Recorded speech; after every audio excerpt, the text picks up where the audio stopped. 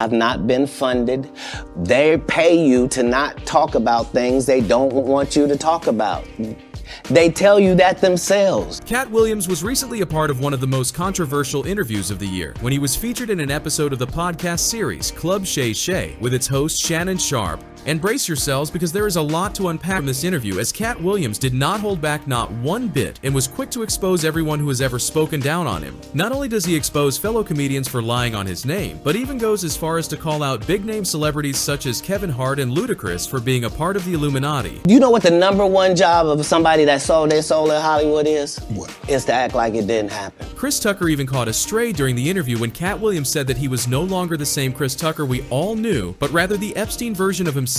The Chris Tucker that we got now is Epstein Island Chris Tucker, not Smokey. Oh, Lord. But these aren't the only things he said, so keep watching as we'll be breaking this all down for you. Well, why would he lie? I don't know why liars lie, but I can tell you this. One of the first comedians that Katt Williams wanted to address during the beginning of the interview was that of Rickey Smiley. Katt Williams had some strong words for Smiley as he exposed him as a liar and even said that he couldn't act. Rickey Smiley can't act because Rickey Smiley can't act. He was throwing shade at him because he had an issue with the fact that Smiley claimed he was originally cast for the role in the Friday After Next movie. Katt Williams shut down Smiley's claims of him originally being Money Mike and dismissed them as being nothing more than a flat-out lie. You stole Friday After Next, the one I was in. In the film, Katt Williams played Money Mike, who had an encounter with recently released criminal Damon, who was played by Terry Crews. Katt Williams states his beef with Smiley, who was the robbing Santa Claus in the film, came after he stood up for his character not being for comedy. The truth of the matter is, the Money Mike in the original script got in the bathroom, and that's what Rickey Smiley was okay with. Williams said that he asked to remove that scene, and it would be twice as funny as Money Mike getting. The problem with Friday After Next is, we're trying to make a classic comedy, and this comedy involves and is never funny, no matter who it happens to or what the circumstances are. If you would allow me to allow us to do this movie without a black man getting in it, I promise you that it will be twice as funny as it would be with him getting. In an episode of his own show, Smiley responded to Katt Williams the following day. He doubled down on his claims about the role. He also provided the clarification that the pimp element of the character wasn't added in until Williams was given the role. At the end of his response, he made it clear that he had no hard feelings towards Katt Williams. "We want to wish Katt Williams the best. It ain't nothing but love over here," Smiley said. We want to wish Katt Williams the best or whatever. It ain't nothing but love over here just because we don't agree. He was so egregious, I put in my contract that I won't work with Rickey Smiley again unless he's in a dress. Now, what was Rickey Smiley's next movie? Was it First Sunday? Did he wear a dress in it? You bet he did. It's in my contract. While Katt Williams was on the topic of exposing liars such as Rickey Smiley, he went ahead and labeled Cedric the Entertainer for being a liar as well. Nobody knows why liars lie, and that's why I had to come on the program. Cedric did the same thing. He told Shannon that when he hosted Cedric on his podcast and asked him whether or not he had stolen his joke years back, he lied to him by saying it didn't line up. Katt Williams has claimed that Cedric copied a bit that he used during a 1998 appearance on BET's stand-up comedy series, Comic View. Katt Williams accused the barbershop actor of performing the alleged stolen joke in the 2000 film, the original Kings of Comedy. Yeah. He said it don't line up. How it don't line up that I did it on TV in 2018? You came to see me at the Comedy Store do it in 2019 and then did it on the Kings of Comedy. Like, what doesn't line up? Katt Williams accuses Cedric of performing his joke verbatim on Kings of Comedy and that he only changed the word car with spaceship. Katt Williams claimed that Cedric and his longtime friend, comedian and TV host Steve Harvey, had already apologized for the alleged stolen joke. He said that he had given him a pass for over a decade, but it was only until he denied stealing the joke in 2022 when he decided to speak out about it. Cedric, for his part, told Sharp in 2022 that Williams' accusation was ridiculous and some internet shit. He then claimed that the timeline of when both comedians told their jokes didn't square with Williams' claims. Katt say you stole one of his jokes. Yeah, like, I mean, it was ridiculous. You know what I mean? It was like the idea of the joke that he was even talking about don't even match up with no timeline. So for me, it was one of those things like... Did you have a conversation? Did you guys sell it? Did you have a conversation with Katt? Well, I responded to him the way he responded to me, but that's what I said as well. I've seen Katt, you know, even before then. Right. I've seen this guy 30 times. Like, dog, if you literally was that upset about it. Like, dog, just why step you- to me and say, hey, yeah, hey, why say didn't you what say you- nothing? Like, that don't even make sense. This is some internet shit, and that's all I can say. So After this interview aired, fans went on Twitter and posted clips of both of the comedians' performances to compare and contrast the similarities between the two jokes. At the time, Katt Williams' stage name was Cat in the Hat, and later explained that he had to change his name after he received a cease and desist letter from Disney. Had your car radio up so loud that you couldn't hear the damn thing when it cut off. It looked like this. You flossing in a 6-shift convertible.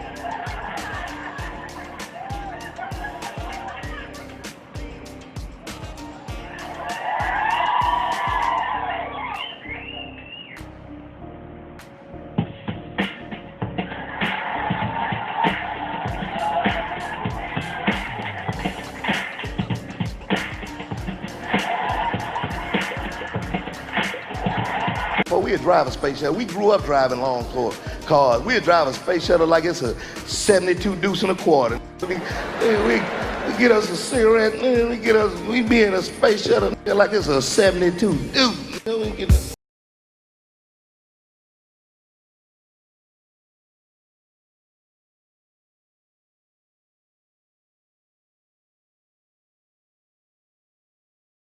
I'm just saying I can't let these dudes lie. Cedric's sitting here telling you why he ain't a movie star. He over here look like a walrus. You didn't say nothing. He can't even get his arms off his stomach sitting over here. Why I'm not a movie star. Soon after calling out Steve Harvey and Cedric the Entertainer as liars, Katt Williams went on to address Kevin Hart for being an industry plant. He explained how Kevin's backstory made no sense, as he was never selling out shows and comedy clubs prior to getting a lead role in the movie Soul Plane. Now, Katt's beef with Kevin goes back many years, and Katt had already previously hinted that Kevin had sold his soul by stepping over his principles to get to that next level of fame. And while Kevin Hart responded to Katt Williams by going on The Breakfast Club accusing him for blaming Hollywood for his personal issues, Katt Williams doubled down by explaining why Kevin Hart would do literally anything for success. While Katt Williams had responded to Kevin Hart's accusations of substance abuse and screwing over studios in the past, he made sure to make his stance more clear when he dismissed Kevin's allegations on Shannon's podcast, claiming he never once had an issue with illegal substances and much less any film studios.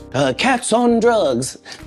Where are the stories? Why is there no story of anybody who ever sold a drug to me, did a drug with me, was around me when I was inebriated? I got 5 daughters, I got 5 sons. Why would we tell these ridiculous stories? Because it's competition. The industry doesn't mess with Katt because he didn't show up for the studio.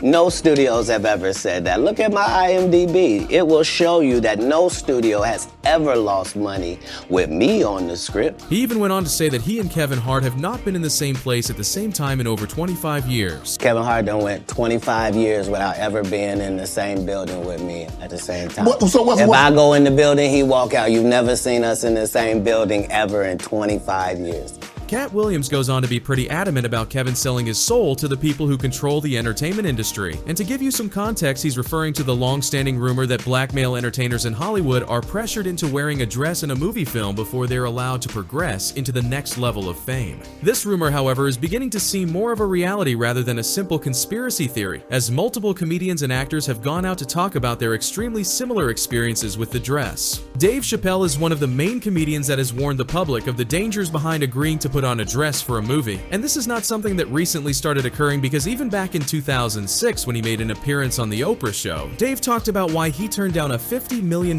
deal from Comedy Central. Like when I connect dots that maybe shouldn't be connected, I don't know. But certain dots, like when I see that they put every black man in the movies in a dress at some point in their career, I'll be connecting them down like, wow, all these brothers gotta wear a dress.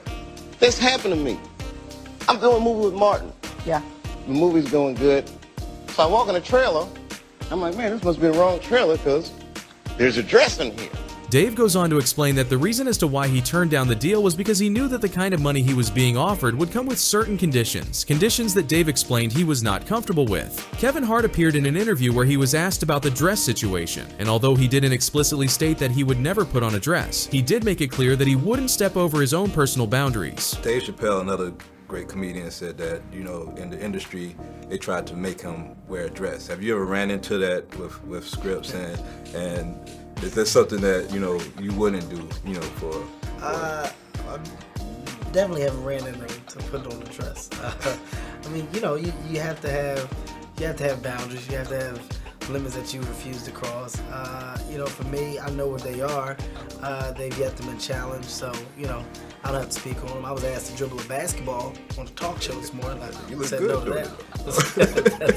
But just a year later, Kevin Hart appeared in an SNL skit where he was wearing a dress. For obvious reasons, you can see how fans would begin to accuse him of being a sellout. You can also begin to see that maybe everything Dave Chappelle and Katt Williams talked about isn't just a conspiracy theory, but rather the truth about the reality behind becoming a superstar in Hollywood. Katt Williams' interview with Shannon seems to unravel the hidden secret truth behind the Illuminati and the superstars it's manipulating. And while we only covered a small portion of everything he revealed in the interview, we want to know your thoughts on everything that's been said so far. So make sure to subscribe to the channel as we'll be breaking down even more details regarding this topic. And trust us when we say you won't want to miss what's coming. I know so many things I shouldn't know, and they all know it.